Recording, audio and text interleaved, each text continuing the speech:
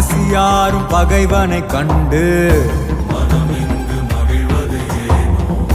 விழியோர காணல் கண்ணீரில் பொய்யும் மெய்யாகுதோ